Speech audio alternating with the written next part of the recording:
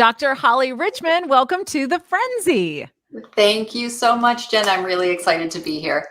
Dr. Richmond is a licensed marriage and family therapist, a certified sex therapist, and holds a PhD in somatic psychology.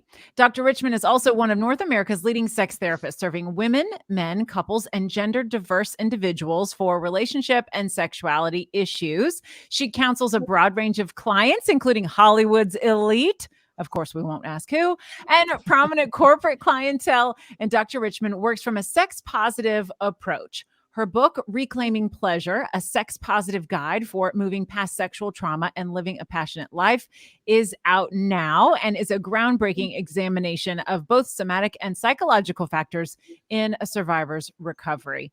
We have so much to talk with you about. Dr. Holly, welcome to the Friendzy.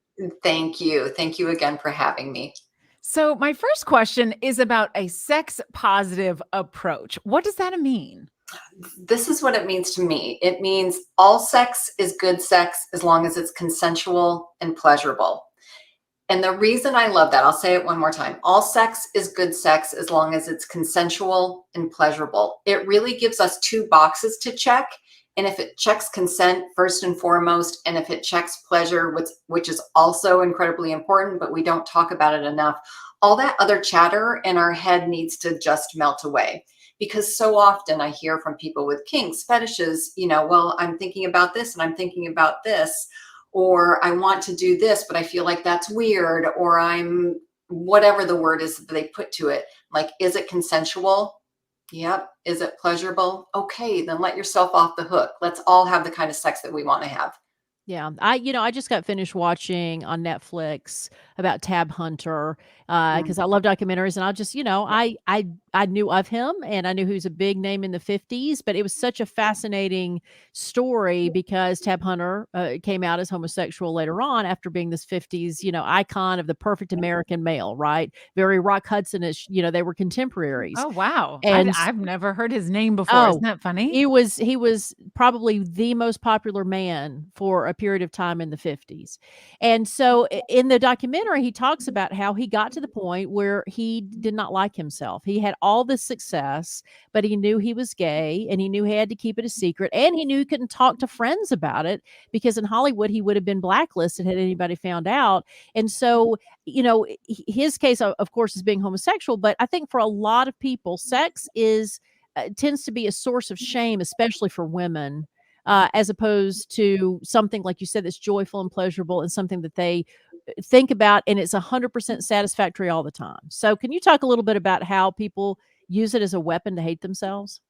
Yeah. Well, first we'll talk about survivors, but I feel like there's a whole category there because it wasn't consensual at the time, and they could have experienced arousal non-concordance, which means they didn't want it, but their body was still turned on. That gets really confusing for people, and it makes them not trust their body.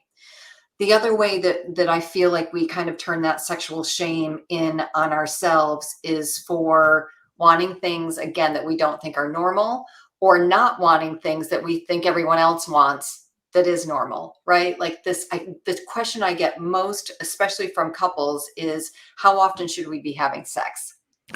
Right? They want to know, tell me what's normal. How often should we be having sex? Couples ask each other, at least in my experience, that has been a conversation in a relationship. Yes. Right. But I mean, I can't answer that. I can say kind of what's average, but I almost don't even care. Like, what do you want? What do you want? What do you want? Let's talk about how we can bring that together instead of one person, the higher libido partner, feeling shame because they don't want to make their partner do something that their partner doesn't want to do, but they also have sexual needs. And they're like, well, oh my gosh, am I going to have to move through the rest of my life without having my needs met? And then the lower libido partner was like, well, I want my partner to be happy, but I also don't want to betray myself to give him or her what they want. Yes, that's true. So what is the answer there? A lot of talking. I don't love the word compromise, but really reimagining, re-envisioning what sex is. And really making sure it's not, if we're talking about a heteronormative relationship, it doesn't have to be penetration. Like, let's get more creative than that and come up with something that works for you both. I'm just going to go out there on a limb. It might mean giving more permission around masturbation. I still see so many couples, they have no idea what the other is doing in their own personal sex life with their own personal body, and they pathologize that. And I want to follow up with that just really quickly, because women seem to have a stunted growth into that realm of their sexuality, because we seem to be taught that, okay, the boy will take care of you, and then the boys are encouraged to masturbate, right? And so, because there's always the joke about the socks on the floor or the locked bathroom door. I have a son, and when my son was born, there were guys that were giving me advice about his masturbation later on in life when he was an infant. Guys felt comfortable talking about that with me, which is fine, but they felt comfortable talking about that period, where a lot of women don't even attempt to try that until they're older, if they do it at all. So, that's also something I'm sure you see a lot, where women, why don't we feel comfortable in possession and the pleasure of our own bodies? Well, first, because we live in a patriarchy, males pleasure has been prioritized. That's where all the research has gone. I think it's getting better. Like, my hope is that it's getting better. My younger clients, like that 20 to 26, they're masturbating. But I know for my generation, and a lot of us didn't discover well, we discovered it as children, but we were completely shamed about it. We didn't discover it for pleasure well into our 20s, 30s, even 40s. Mm-hmm. And what about someone who could be listening right now, a woman in her 40s, 50s, or older, who has never gone there?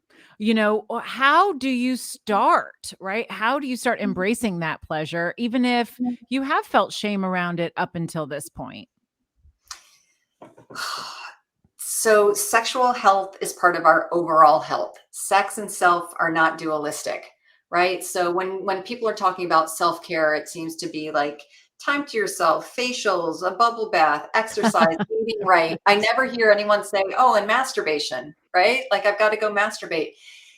I feel like part of my job is like that has to be part of the equation. Now, when I say has to be, it's for asexual people, which are a small percentage of the population.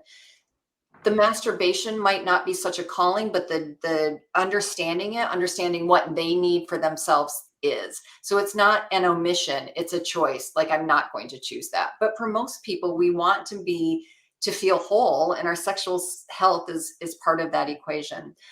So I would say, first, do you know Betty Dodson's work? She did body positive workshops for a long time. She would get women together in a room in her New York City apartment with a mirror, and everyone would sit around and look at their vulvas. I've seen that a parody in like Fried Green Tomatoes in different movies. Yes. So look at what you're touching. So before you even touch, I think it's really important for women to understand what their vulva looks like, where the clitoris is, their labia, a little bit of how it functions. There's this great art installation called The Great Wall of Vagina. It should be called The Great Wall of Vulva, but it's just all these different vulvas, right? Because if women have watched porn, if they've watched, we get such a sterilized view of that's what a pretty vulva looks like, and they just all look different. And there's no right way to look. There's no wrong way to look.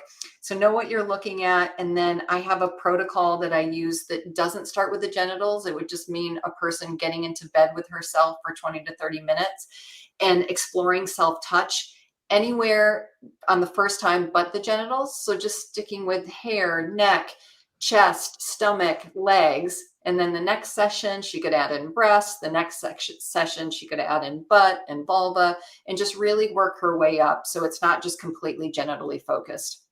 Well, and you talk about how it's something that a woman has to ease into. I was looking up as you were speaking, and when you talked about that, I was like, there have been so many references to masturbation in songs by guys, like there, and I couldn't remember the name, and I still couldn't get it in time, of a band, 90s band who talked about being bored, or is it 80s band? And that, and masturbation was a part of their boredom. They're like, you know what? I'm just going to go masturbate because I'm bored. And is in a song. And again, men are openly talking about this, and the song was not controversial. Yet when Cyndi Lauper released She Bop back in the 80s, it was controversial because she was talking about a girl touching herself. So, again, I have always been amazed because I have met people who well into adulthood had never masturbated. And I just found it sad, honestly, because again, this is your machine. So you need to know how it functions before you can let anybody else try to function it.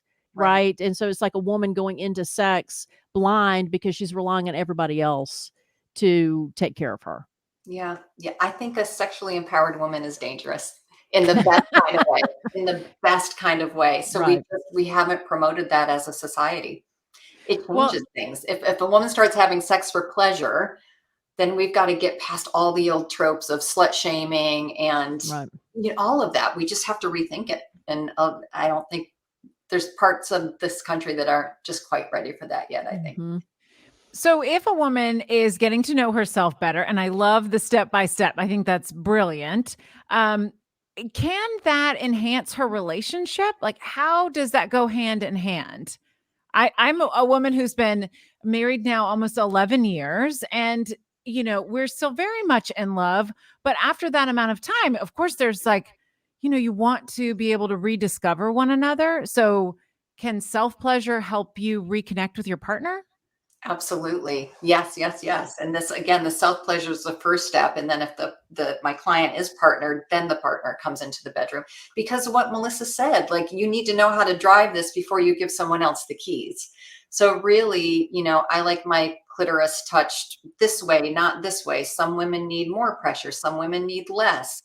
You guys know most women don't have an orgasm from penetration. So really, when we're talking about that clitoral stimulation, it's key to know what you like. Often the upper left quadrant of the clitoris, so the tiny little bulb of the clitoris, upper left quadrant is often the most sensitive, but not for everyone. For some women, their clitoris is super sensitive. So remember 8,000 nerve endings for the clitoris, 4,000 for the head of a penis. Like it's just different. So every woman's going to like it to be touched in a different way.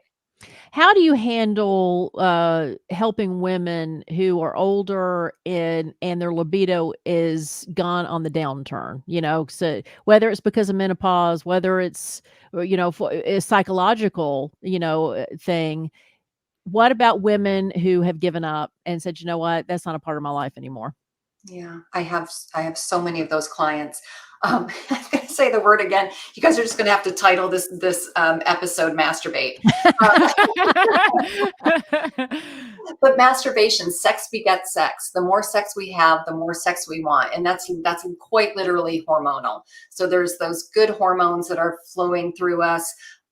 If she's masturbating and reaching orgasm, that's good for her as well because of the hormones, but also pelvic floor health. So we age, that pelvic floor can experience a little bit of laxity, especially if you had children, and orgasms strengthen it. So orgasms are those little, pelvic floor contractions. It's like a workout. So there's a lot of good reasons to have sex with yourself. So I would say masturbate if she's just like, I can't get there.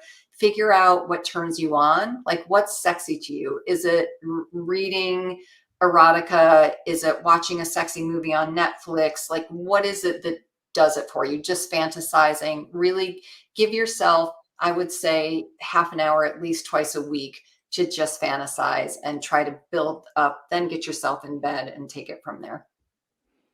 And for couples who want to reconnect and sort of reignite the flame, what's some of things that they can do together? God, there's a lot. So get creative. One of the exercises I love is a fantasy exchange. So write down one fantasy. Your partner would write down one fantasy in exchange and start small. So I don't know, Jen, let's say your fantasy is to get a full body massage, and that's it. And your partner's fantasy is whatever. So you would exchange that, really start trusting each other, trusting that vulnerability, and then you can up the ante sexually. Oh, so you don't start with a medieval story of, Right. being in the tower and no. Okay. All right. I mean, I Melissa, like I don't know your partner. Maybe that'll go fine. Honey, I'm single, so I feel bad. I feel bad for the next woman that comes along because it's been a long pandemic, my love. Anyway, Yeah. It definitely has. But as the good news is, as we're coming out of it, we're going into the whoring 20s. So you're all there set. you go. Yes. I like that. I like love that. That's The whoring great. So off you go. But Jenn, so just to get creative, it takes so much courage for a lot of couples to start talking about sex. I mean, we just don't get that training either. And I know this for a fact, the healthiest couples talk about sex. Like sex just doesn't happen, especially 11 years in. Sure, it happens in the first year or two, but then you're out of that limerence phase and you've got to put some work into it. Right. And we have young kids, so we usually schedule it. Yeah. So there's no spontaneity anymore. It's like, okay, Saturday afternoon at 2:00. What are you doing? Okay, don't schedule anything. The in-laws are not allowed to come over and have a pop in at that time because this is going to be, kids get the iPads, go. So it's not the same. It's a lot more planned. It's not the same kind of like spontaneous, we used to do it in the car when we first met, it was like wild and, like so fun. And now it just has to be a little bit more planned. So I'm glad you say talking about it really helps because I think, a lot of couples feel like they can't bring it up with each other. It feels like this awkward situation. But it sounds like, though, when she talked about exchanging fantasies and stuff, there's things you can do that is not a part of the activity that leads up to the activity that can be spontaneous, right? Right. So, and to Jen's point, now I've been in relationships in which sex was a source of fighting.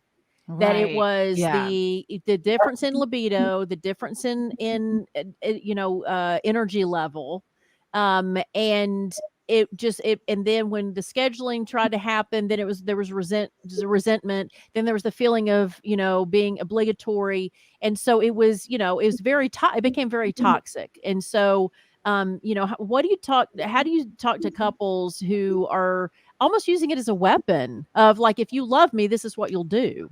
Yeah, I mean, that never works, does it? I mean, Melissa, I can't imagine. I'm single again. Let me. That doesn't work. And I want both people to get their needs met, but one's needs can't take priority over the other. So again, it would be sitting down. If two people can just do it together, great. If they need a moderator or a mediator, that's where I come in, just to reimagine what can this look like. Does one, like what I was saying before, does one person need permission to masturbate? I am not kidding you guys. Today in contemporary marriages, I still get this. No, I don't want my husband to masturbate because that's feels like it's cheating on me. Really? Wow. Yeah. And if my wife wants to masturbate, why isn't she asking me for sex?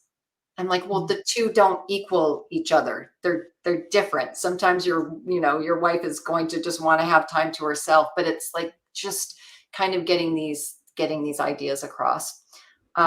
Is it the jealousy too, though? I'm thinking of, because a woman is, sometimes for men, they're a sexual object for the man, right? And so them being independently sexual does not make sense. On the other turn about him cheating, are people concerned about what you're thinking about while you're masturbating? Is that the cheating part that, that people are concerned about? You nailed it. And what if, and I'm being very heteronormative, but this certainly happens in same-sex relationships as well. So let's just say the female partner, the male partner is watching porn or doing something. What if he wants her more than he wants me? I don't have that body. So there's just a lot of jealousy wrapped up in there. And I swear in all my years doing this, I've never had a man leave his wife for a porn star. Like it just right. Really? So we don't get to control our partner's imagination and fantasy. When we do that, like eroticism is just gone, that life force, that desire. Like we all have to have permission to fantasize. Well, it sounds like sex is being used as possession, and that we have this idea of sex as possession instead of an expression. And maybe that's, part of the problem.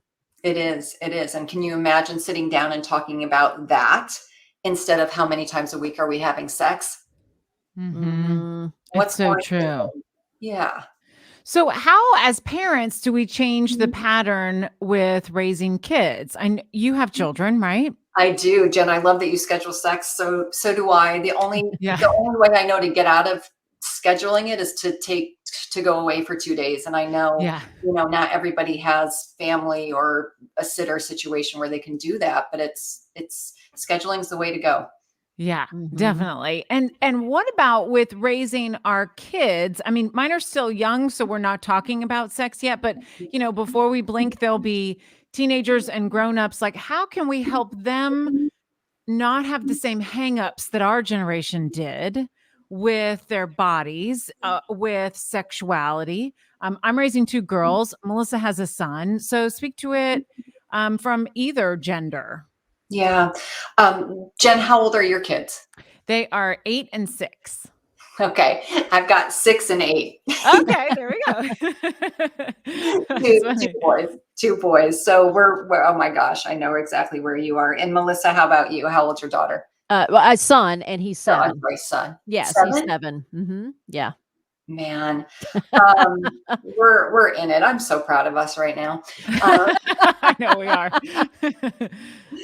And And they still want to be around us. I Yeah, adore it because true. in my mind I'm thinking, my baby mama, as I call her, Yeah. she said the other day, she's like, a third of his time with us is done, and I'm like, Oh, dagger. and Yeah. so because we were talking about, we got, because we're older moms, and so we always are having these conversations about, okay, we got to slow down and live in the moment. This is our one chance, because we're one and done Yeah. because we're no longer together. And so, but anyway, so I love it because I'm thinking by the time he is having sex, he's not going to have anything to do with mama. So at least right now, I'm still the person he wants to marry. Well, Right. actually, no, there's another girl he wants to marry, but still, I'm the backup plan. I'm the backup plan. How sweet is that? I love it. Oh my God. I'm so happy to connect with you both. I'm a late in life mom too, and I was supposed to be one and done. And I didn't get my period after that one. And I thought I was in menopause. And you weren't. Oh, We're not. Surprise. Yeah. surprise. Oh, that's That's awesome. great. Yeah. So here we are. Yes. Um, So what can we do now? Because what can we do now with our children to make them sexually empowered in 10 years? Yeah, and I bet you guys are doing this. Do you use the correct names for their body parts? Yes, Yes. absolutely. Vagina is spoken in our house like 100 times a day. Okay, Yes, penis and scrotum. We Yeah. talk about both. Yeah. perfect. I mean, we haven't gotten into vulva and clitoris and all that yet, but we'll get there. Yeah, I think that would be up next. For me, oh my gosh, if the boys listen to this ever, but they're already getting erections, right? Yes, So yes. I was we going to say, we call start- it when his penis is standing up is what Yes, is the language. And Yeah. one of my sons is just like almost doesn't even notice it. And the other, he really doesn't like it. Like he's like, it's a feeling that he doesn't love. So we just talk about it. And it's just part of your natural body. And it's just a self-check system to make sure you're healthy. I Yep. say like your sexual health is part of, what keeps you healthy. So just all of this language around sexual health. But I think what we can really do is listen. Don't dodge the questions. Like they're going to have questions. And if we keep engaging with them in an intimate way, so what I mean, it's intimate, intimacy. If our children feel seen, however they are, whatever their sexuality is going to be, whatever questions they have, they'll dare to bring those to us. And then we can answer honestly. Well, That's like, great. for instance, like my son, the reason that scrotum came into the conversation, we were in the bath and he was wondering, what is that? And Mm. so I did the correct name, Mhm. and then I explained to him how it would look different later, right? So nothing has descended. So it's like, that's actually going to look different. Okay. And then I started saying, and when you get grown, and I told him what the shape would be, and I said, and some people call it balls. And he laughed, thinking that was the most hilarious thing he's ever heard.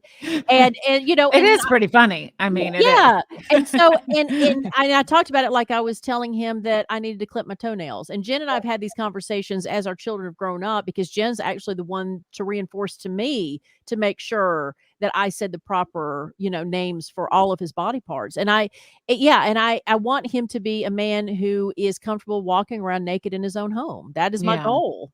Well, and Melissa and I talked about it early on because I went to our child's preschool had a whole parent like learning session on how to help prevent your child from being sexually abused. And that was one of the first things that came up was to use proper pronouns, because children who have language around their genitals talk openly with their parents about that are less likely targets for abusers, because the abuser would know that child has words around this and would go tell someone.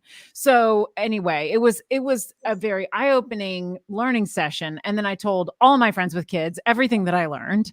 And I know this kind of leads us to where your book is, Dr. Richmond. Can you talk about your new book? It's called Reclaiming Pleasure, a sex positive guide for moving past sexual trauma and living a passionate life.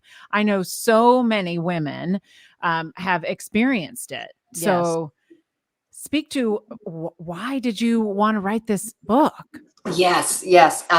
So many women, a lot, way too many men, and even a disproportionately higher amount of non-binary identified people. So I just want to put that out there. Yes. Oh, I'm so glad you said that. Yes. Yes, of course. I wrote this book. Why did it? There's so many reasons. So I got my master. Okay, let me start at the beginning. So I was a journalist for 15 years and wrote for magazines, mostly like women's fitness, beauty, architecture, and design. And I remember one day very succinctly, like getting an article assignment from my editor on lip gloss. And I swear to God, it was like the 5th lip gloss article in 14 or 15 months. And I was like, if I have to write one more article about lip gloss, I'm going to lose my damn mind. So I knew I was transitioning out. At that point, I read this book called True Notebooks by Mark Salzman. He was teaching creative writing at a boys' detention facility in Los Angeles. And it just it hit me so hard, like the profound changes in those boys, the profound change in Mark himself. So I just got a bug up my butt and was like, I'm going to go do that, and called girls' detention facilities around the Los Angeles area where I lived at the time and said, hey, I want to come teach creative writing. And they were like, for free? And I was like, yep, for free. So I did that once a week for about 2 years, and just had some beautiful experiences, but heard story after story of girls who experienced sexual abuse, sexual trauma, gang rape. And they would write about it just like they would write about going to the store, going to school. Like it would just, it would just come out. And there wasn't a lot of emotion attached to it, not because there wasn't emotion there, but it was so normalized. It was so normalized. And all I could say at the time was, that's not okay. And I was like, damn, that's not really good enough. So I went back to graduate school, did my 3,000 hours at a rape crisis center, wrote my dissertation on the recovery of sexual health after sexual assault. And then that's where this book comes in. I really just expanded it to sexual trauma. So it's sexual abuse, sexual assault, rape, sexual harassment, sexual violence. So really looking at all the categories many years later. Well, first of all, thank you for doing that. Secondly, as I've grown older, I find that I will turn off a show or a movie if I find out that the entertainment of value of this show is to solve a rape, or to solve a murder of a woman after she has been raped, because she's never murdered. She's always raped before she's murdered. And so when you talk about normalization for these particular women, it seems our culture, even though we try to be progressive and evolved, there is still this I don't know, tendency for most, especially crime dramas, everything to be about the woman got raped and killed, and now we're feeling protective of her, so we need to solve the crime. And I can't stomach it anymore, because it's not entertainment to me. Yeah, it's horrible. And you guys saw the news. Hopefully it's okay to say this with timing. Sarah Everhard in London. I mean, it just keeps coming up. we need to change the system. The And system and it's not even and indigenous women right. and, different, women of Yeah. different races are not even reported or given that much attention in the media, Yeah. as well. So it's everywhere. But do you think that media can, I mean, I'm sounding like my mother now or my grandmother, but I, as a media personality, I'm concerned by the entertainment value that people are ingesting that is normalizing rape. Right. Yeah. Melissa, I don't feel like I can say it any better than that. We have to change the system. Jen, I have some hope that you as a parent went to the sexual abuse training. Like, we have to know what we're talking about. It's always existed. It still exists, but the more awareness we have about it, I think that's the only way to prevent it. And for our children to be able to say no, to scream, to make a fuss. I mean, I don't know how you guys were raised, but I was taught to be a good girl and just kind of go along to get along and be nice. I don't want my kids to do that. I want you to scream your head off if something doesn't feel right. Yeah. Mhm. Well, and I think it's also important for us women who were raising men. This Yeah. is not just an issue for girls to learn how to keep from getting raped. To me, it's more important for us to teach our boys, don't rape. You're the Right. problem. Stop rape. Right. I mean, women have raped too. I've known Yeah. lesbians that have been raped by women, Yeah. but the majority is men doing this. And we have to teach Mm. men to stop raping. That would help a Right. lot. Yeah. It's just, I shake my head because I'm like, it's just kind of phenomenal that we have to teach people not to rape people. Like, just don't rape people. Just don't rape. Right. If Well, someone I says saw, no, Holly, I saw on your Instagram something that you posted that I thought was really interesting. You said if it felt abusive, it was abusive. yeah. That really resonated with me because I think that we learned so much with Me Too, right? I mean, with the Me Too movement, it was like all of a sudden everybody felt okay saying it out loud and everybody was able to come forward and together try to heal from whatever has happened. But I think sometimes if it wasn't like what you guys are saying, if it wasn't a full blown rape, does it count? Am I allowed to have Mm, feelings around it? And I think that what your quote, if it felt abusive, it was abusive, to me was like, oh, wow, that's really inclusive and empowering for people to hear. Yes. Because we have this idea in our head, perpetuated by media, that sexual trauma has to be violent. Most Mhm. sexual trauma isn't violent. Over 85% is perpetuated by someone known to the survivor. It's not violent, and especially sexual abuse. Most of the time, that looks like extra care, extra attention, presence, a little trip. Oh, this is our special time. Let's keep this secret. Like, it's not violent. It's non-consensual. That's the right. only barometer to measure sexual trauma. Was it consensual? And in this case it wasn't. So if a woman is slapped on the ass at work for 5 years like that, if it felt abusive, it was abusive, I want her to let herself off the hook, because she's been trying for 5 years to be like, oh, that wasn't a big deal, it didn't mean anything, but somewhere in her body she's screaming. Right. Somewhere Mhm. she's either in chronic pain, she's got anxiety, she's got depression, she's got an eating disorder, who knows, because her body's like, yeah, I really didn't like that. My boss feels horribly abusive, but everyone's telling me it's not a big deal. So what's my problem? I'm crazy. Yeah, Right. I just can't do that Right. anymore. Well, of course, and then is our language for women, of course. What were you wearing? Where were you? Why weren't you with a friend? It's always Yeah. questions of the girls what they Mhm. did wrong. But I want to also go back to Jen's point about helping empower, being inclusive, is also what you said earlier about how there really is a difference between body and mind. Mhm. They're connected, but they are separate. And when you talk about someone who's being abused, but yet their body responds to it in just a mechanical body without thinking response, Yeah. that causes women to feel even more guilt because they think they're contributing to it and being consensual by what their bodies are doing, correct? Absolutely. So again, that word arousal non-concordance, but it basically means our mind goes without our body, or our body goes without our mind. And Melissa, what you just said, so the body goes without our mind. For women, for people with vaginas, we lubricate as a form of self-protection.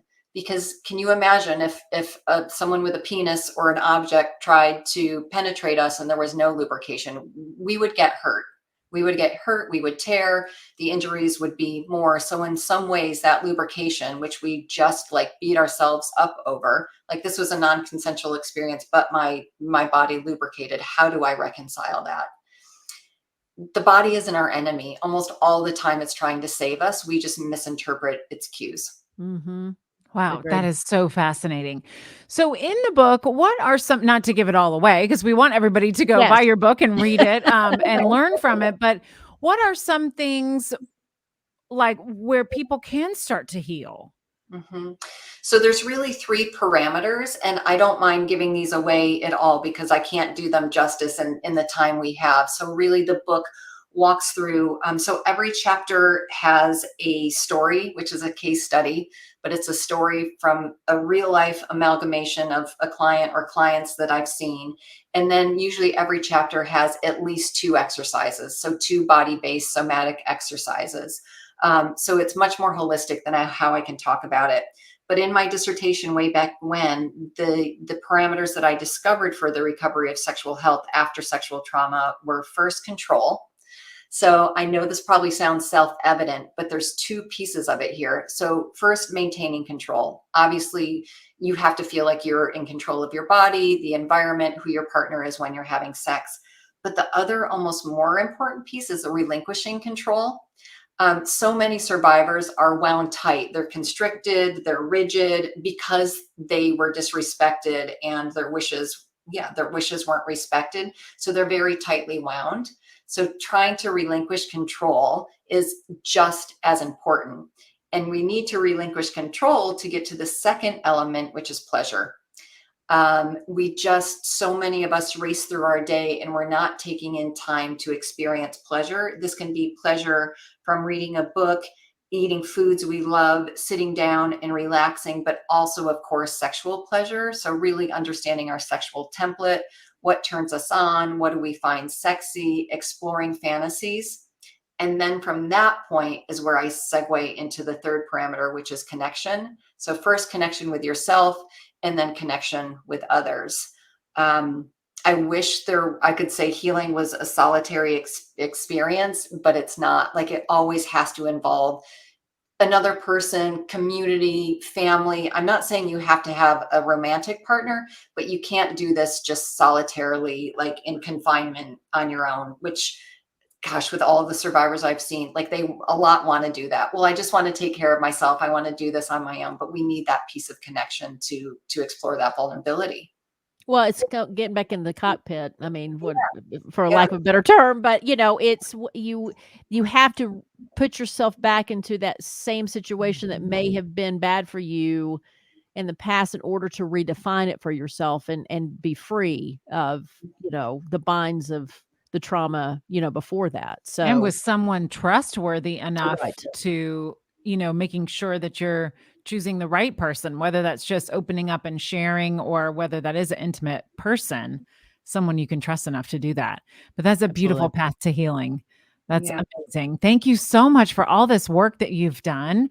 And for our audience, we want you to go check out drhollyrichmond.com and see her book there. It's called Reclaiming Pleasure, a sex positive guide for moving past sexual trauma and living a passionate life. You can also follow Dr. Holly Richmond on Instagram. And Dr. Holly, before you go, something we do with each one of our guests is called the Friendzy 5. Yes, and your answers don't have to be sexual, but they can be. Okay, you have the freedom. You're free to do as you wish. All right, so here we go. Number 1, what is your cozy happy place? My bed. Yeah, it's my bed, and it's not sexual. I'm like one of those people that like a nest. I cannot get enough blankets and pillows. I love shit on my bed. Like not in like a messy way, but I just like a lot of stuff. We may have to add a question to the Frenzy 5, and here's a follow-up. How many pillows do you have on your bed? Oh gosh, right now I think only 5. Only 5. Is that too many? No, there's no wrong No, answers. I have 10. Whoa. I'm with you. I like a lot of pillows. Look, if I have 4 cats, I'm the crazy cat lady. Is there another I'm sorry. No, there's no Crazy pillow judgment. lady. There's no judgment. There's no judgment. All right, number 2 of our Frenzy 5. What's your favorite framed thing in your home? Oh my gosh. Uh, you know what? It's my my wedding picture, because I was older when I got married, and in that picture we didn't know yet, but I was pregnant. And you can just Aw. like it's like the side angle of me, and when I look at it I see my belly and my first son, which was really, so I was 43 then. And it's just, it feels like a little miracle, and just like the beginning, and then, a year and a half later, the second. So Aw. it just feels like when I look at that picture, not in the cheesy, oh, my wedding day, like it's not that. It's just really the beginning of something I never even saw coming. Aw, I Aw, love it. Yeah. beautiful. All right. What is your most memorable birthday? Ooh. Um, Probably my 40th, because I had just finished my master's in clinical psychology. Like it was at that same time. So again, it's going back to school. I changed a lot in my life. I changed careers. I changed partners. There was just a lot happening, and it all happened around 40. Oh, that's a great shift that you made in Yeah. your life. Yeah, Yeah. good for you. All right. Number 4 of our Frenzy 5. What's a daily routine or ritual that you stick to?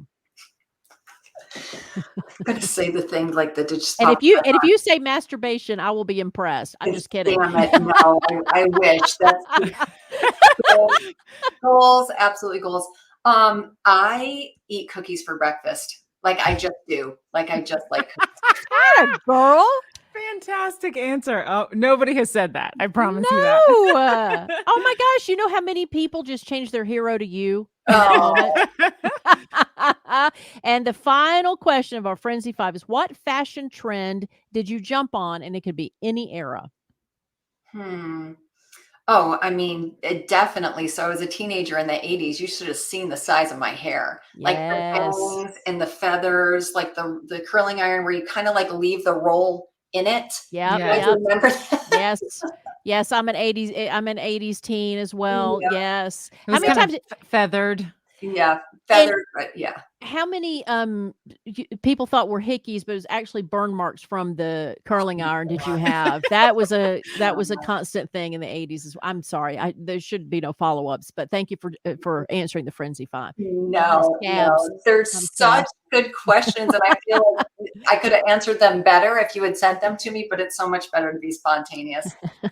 You did a fantastic job. Dr. Holly Richmond, thank you so much for joining us. Y'all go follow her at Dr. Holly Richmond on Instagram, and we hope you'll join us again.